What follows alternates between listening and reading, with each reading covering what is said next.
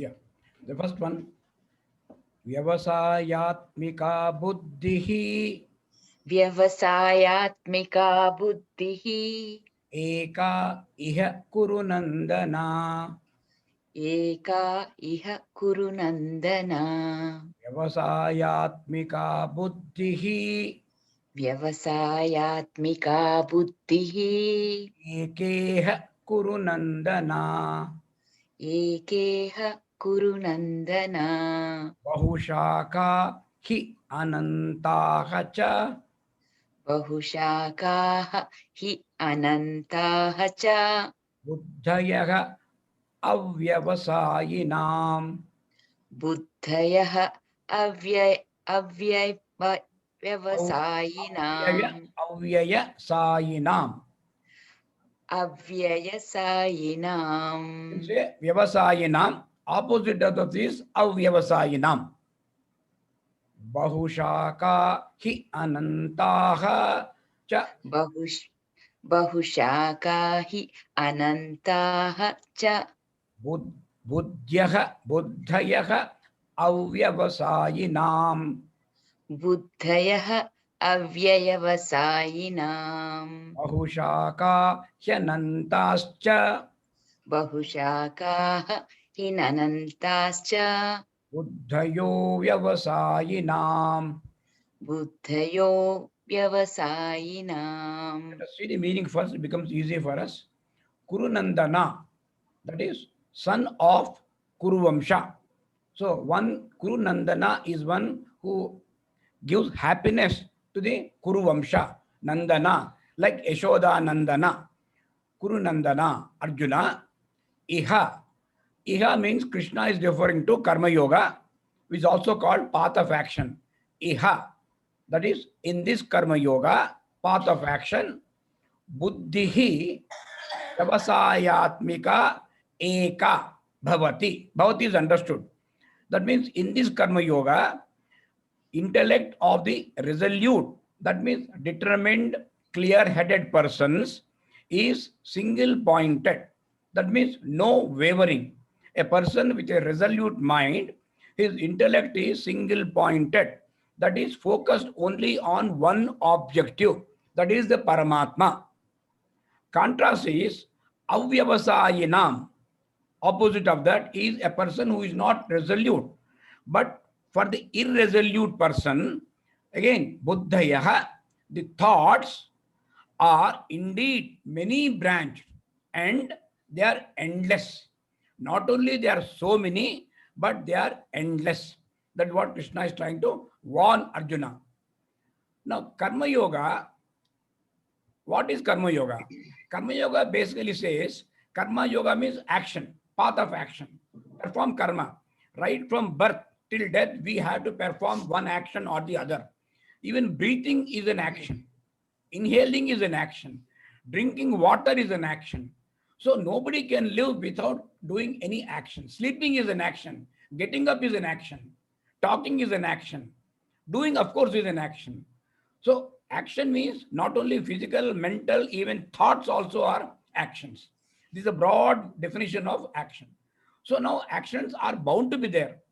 But what Krishna is telling is the it presupposes that we should have a defined and selfless goal. The goal initially may relate to everyday affairs, that we must be happy, we must make other people happy, we do some social activity, that is social, cultural, and material activities. But gradually, it should transform into a spiritual activity. It should progress from material to spiritual. So, but in any situation, either it is physical, material, or what is called terrestrial or spiritual, the mind must be resolute. Otherwise, a whimsical mind, we don't know where it takes us. The mind leads to endless desires. They branch off in various directions. Desires by themselves can never be totally fulfilled. One desire will lead to one more desire. Even if desires are fulfilled, it results in more desires. And if one desire remains unfulfilled, we know the result. It is nothing but tension, sorrow, and disappointment. So our actions must not follow the whims and fancies of the mind, but our actions should be guided by a discriminating intellect. Discrimination means vichakshana. That means knowing the difference between what is dharma, what is adharma, what is to be done, what is not to be done. In simple language, do's and don'ts. So mind must be able to distinguish clearly between right and wrong. And once the intellect has made a decision critically, now the mind has to follow the path laid down by the discriminating intellect. It should not waver. That is what Krishna is trying to tell us. Now you can see the verse again. So what it means is, O Kurunandana, in this path of action, the intellect of the resolute person is single pointed. Energy is not wasted. All ideas, thoughts, and everything is directed towards one single goal. It happens in our normal life also. Even a student, suppose the student is preparing for, say, maybe IIT examination. So if all his efforts are diverted there, his results will be better. But he keeps on wavering between different things, his success will be much lower. That is what happens to a person irresolute. Their thoughts are many branch and they become wasted. They are endless. That is the meaning of this verse. Vyavasayatmika buddhihi व्यवसायात्मिका बुद्धिः ekeha kurunandana एकेह कुरु नन्दन bahushaka hyanantascha. बहुशाखाः हि अनन्ताश्च. That means they go in different directions. They are also anantaha, unlimited. Bahushaka hyanantascha बहुशाखा ह्यनन्ताश्च buddhayo vyavasayinam. बुद्धयो व्यवसायिनाम्. So in one verse of 2 lines, Krishna has talked of the resolute person's mind in the first line. Second line, he is talking of mind of the irresolute persons. Both are given in the same verse. Now you see the next verse. Now there are a lot of people, now we talk of Veda. Vedas again by themselves are not good or bad. Veda is a knowledge, our knowledge which has been passed on to us in the form of a scriptures, in the form of Sanskrit slokas, etc. They have everything. Now these verses are very interesting. You have to understand very carefully because Krishna appears to be criticizing the Vedas.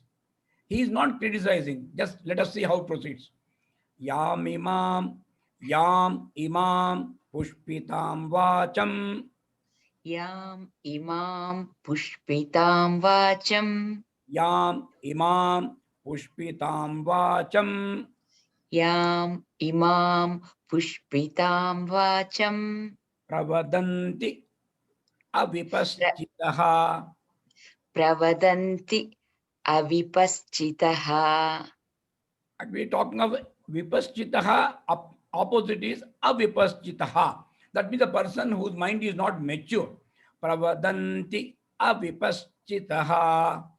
प्रवदन्ति अविपश्चितः.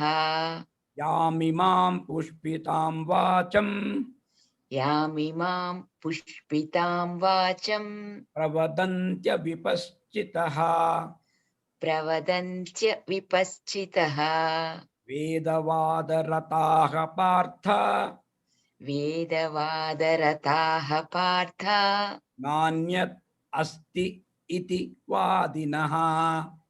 नान्यत् अस्ति इति वादनः.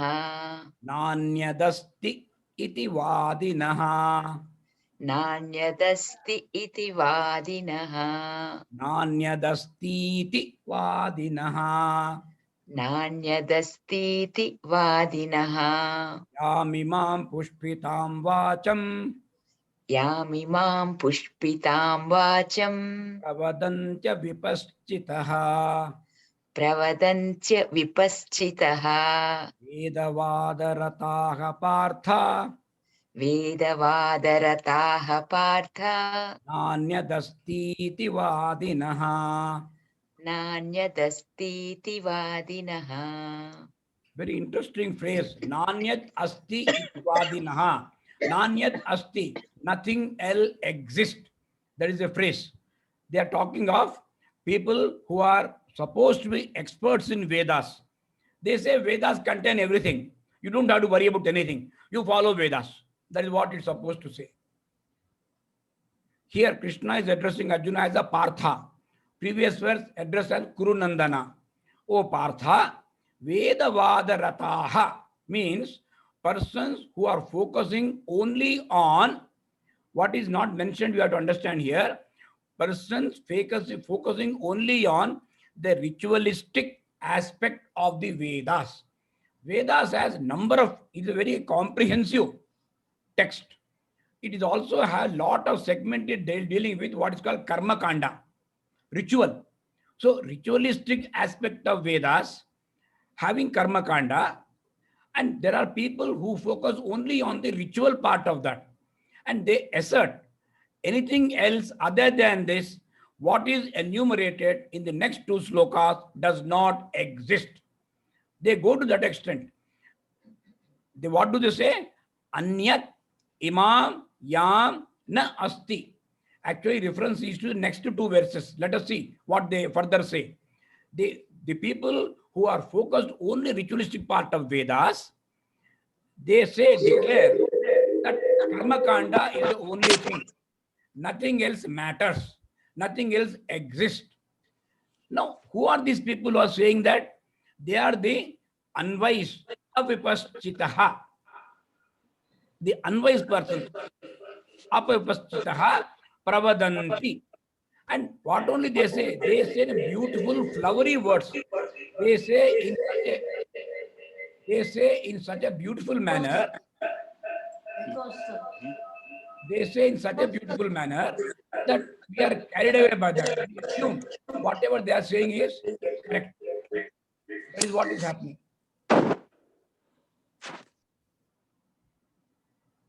So, pravadanti pushpitam vacham.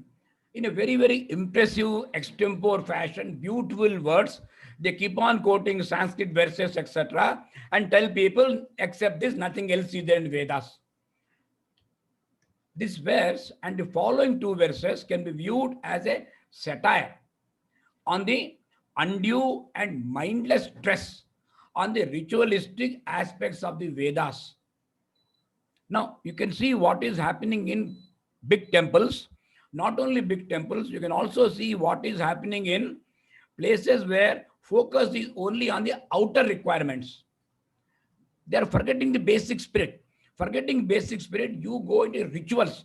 ये करना है, वो करना है, ऐसा करना है, ये करना है. As if they talk as if the God is going to punish us if I don't do exactly this. So this is the, actually Krishna is trying to be, it is a sort of a satire. The Karmakanda portion of Vedas are important, but they are meant to prepare the sadhaka to purify their minds and to strive for ultimate goal of realization. They are the means to a much higher end. They are not wrong, but they are only a means. But tragically, the avipaschitaha, persons who are not really mature, they seem the rituals for them have become an end in themselves. Rituals are only to prepare the mind. For example, in yoga also, asanas which you do, that is not yoga. Asanas only prepare you to do progress further. That is what it says. The unwise person, what do? Is they mechanically repeat the melodious hymns. Hymns are melodious, very nice to hear. But they focus mechanically without understanding what he's trying to say. And they also foolishly declare that nothing else exists. Now, we have to understand that they do not direct their intellect towards the Paramatma, which is the most important. Instead, their minds are focused only on the less significant aspect of the religious practices. Yamimam pushpitam vacham Yamimam pushpitam vacham pravadantya vipaschitaha प्रवदन्त्य विपश्चितः वेदवादरताः Partha वेदवादरताः Partha नान्यत् अस्तीति वादिनः. नान्यत् अस्तीति वादिनः. So, in a way, Krishna is trying to say that everything contained in Vedas is not equally significant. They are not, he's not criticizing them. He's only saying Karma Kanda is very much there, but more than that, the Gnana Kanda, the one which will lead you to spiritual liberation, they also are there. Don't confine yourself only to step one and stop there. And why he's telling this, he explains beautifully in the next two verses, which we'll read together. Kamatmanah swargaparaha कामात्मनः स्वर्गपराः कामात्मानः स्वर्गपराः. कामात्मानः स्वर्गपराः Actually, two words. Kama atmanah. Kamatmanah swargaparaha. कामात्मानः स्वर्गपराः Janma karma phala pradam. जन्म कर्म फलप्रदाम् Ya vishesha bahulam. क्रिया विशेष बहुलाम् Bhogaishvarya gatim prati. भोगैश्वर्य गतिं प्रति. That is Bhoga Aishwarya. They give both. Bhoga Aishwarya Gatim Prati. भोगैश्वर्य गतिं प्रति. Bhoga Aishwarya Prasaktanam. भोगैश्वर्य प्रसक्तानां Taya Apahruta Chetasam. तया अपहृत चेतसाम् Taya Apahruta Chetasam. तया अपहृत चेतसाम् Vyavasayatmika Buddhihi. व्यवसायात्मिका बुद्धिः Samadhau na vidhiyate. समाधौ न विधीयते. In the verse 42 and 41, Krishna has told that we must have a resolute mind, determined mind, focused on a single objective. But here, he's telling if somebody follows this ritualistic path, it is not possible for them to have any determined intellect, which is fixed in samadhi. Samadhi means God consciousness. It is not possible for them to do this because their mind is swept away by that. That means the flowery speech of the people who are experts focusing on karma kanda, who are attached to the pleasures and power. You can see here, because these persons are obsessed, the right word, obsessed with desires. Kamatmanaha. They're obsessed with desires. And what is their objective? Their objective is only to get heaven, Swarga. I want heaven. I want to go to heaven. Swarga paraha. And what is heaven? What will you do there? What will finally happen? They don't seem to ask themselves. I want heaven. And what does heaven do? The problem with heaven is it finally gives you Jarma Karma Phala Pradam. As long as your punya lost, you will stay in heaven. But Kshine Punye, once the punya is dwindled, is exhausted, then what happens? You again come back to earth, again go through the same problem, same rut and same problem you are facing. So it is again giving you Janma Karma Phala Pradam. It is giving you that. Because they are obsessed with, they are only doing this. Kriya Vishesha Bahulam. Bhogaishwarya Gatim Prati. You can see the individual words. Kamatmanaha. That means persons who are obsessed with desires, and Swarga Paraha. Their only objective, ultimate goal appears to be of going to heaven. And what does heaven do? Leading to birth and action. Again you are born, again you do karma. Maybe if you do punya karma, again go to Swarga. If you don't do punya karma, go to hell, Naraka. But again, it leads to rebirth only. Because their focus is on Bhoga Ishwarya Gatim Prati, for attaining the pleasures and power. And they do lot of specific work, specific rites, very detailedly. I want to do this yagna, I want to do this puja, I want to do this vratam. Okay, why you are doing with the sankalpa? And what is sankalpa? What is sankalpa you are doing? Going to heaven or want children. See, nothing more than that. Kriya Vishesha Bahulam. This is the problem with that. That's what Krishna says. And such people, their minds are swept away. Chetasam apahruta. Swept away. Taya. Taya means by that flowery speech. And they get attached to pleasures and power. Prasaktanam bhoga aishwarya. They are focused only on consumption, acquisition, getting more property, getting more pleasures, getting more comforts. Enjoy, enjoy. Nothing more than that. So, na vidhiyate vyavasayatmika buddhihi. For such persons, how is samadhi possible? For Krishna is asking, if you are focused only on karma kanda, if you are focusing only on rituals, if your only objective is going to heaven, how will you ever think of the Paramatma? How will you think of moksha and liberation? Your mind will not even go towards that. Even if you think occasionally about getting moksha, you are not resolute. You are not single-minded, focused. The specific rites prescribed in Vedas are meant to prepare the seekers, that is the sadhaka, for the ultimate goal of realization. All that the Vedas contain are not sublime and elevating. Because Vedas also meets the need of the immature persons. Also, it is met. Vedas contain that also.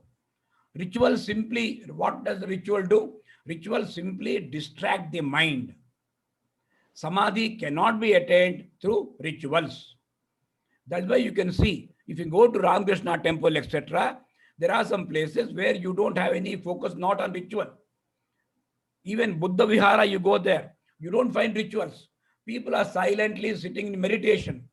Even Ramana Maharshi Ashram, you can go and see, Tiruvannamalai. You don't find any rituals there. People are sitting quietly and trying to focus on the Supreme.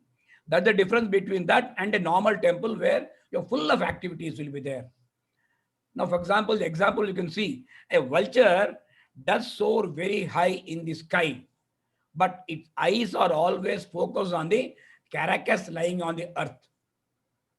However much one may be learned in Vedas, this is what Swami Ramakrishna is telling, the vulture does soar very high in the sky, but its eyes are always focused on the carcass, dead body of birds, etc., animals lying on the earth.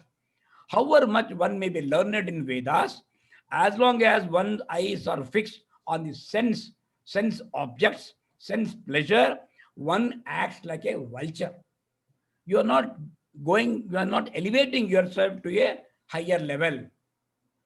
The unwise, the unrefined, those who are obsessed with desires, they are called avipaschitaha. They don't make any progress in either an ethical or spiritual aspects. Rites and rituals prescribed in Vedas only serve to prolong the cycle of birth and death. It will continue, the cycle will get prolonged.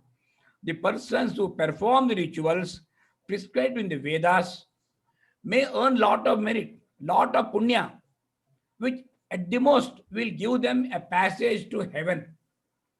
Having reached heaven, they do enjoy the divine pleasure. But once their merit is exhausted, they have to return to the world of mortals. So finally, what is that we are achieving? Whole lifetime of struggle. Again, we come back to square one. What use then are these Vedic rites and rituals, which only perpetuate the cycle of birth and death? Actually, I feel Gautama Buddha, Buddhism came up only because Indian society at that time was highly ritualistic. The answer was found by Gautama Buddha, whom also we don't consider outsider, we consider to be one more manifestation of Mahavishnu. we call Buddha Avtara. Buddha focused on giving up action. Don't focus on desires. That's what Gautam Buddha said. So this is something elaboration of that concept. Therefore, Krishna says one should remain not focused too much on the less significant. Let us try to direct our intellect should direct our mind towards the more significant Paramatma. Only then a person can hope for liberation. So this is the very deep meaning contained in these four verses. So this is the beauty of Bhagavad Gita. In one chapter, 1 to 10 introduction, 11 to 30 was very high level Sankhya Yoga, 31 to 40 again came down to the ground level, talking of very, very mundane issues. If you don't fight will happen. People will laugh at you. Your own friends will laugh at you. Your opponents will make mock you. They'll make talk unparliamentary words about you. So very mundane level. Now suddenly discussion again goes to very high level, 41 to 44. So we have come to this segment. We'll give a small break here.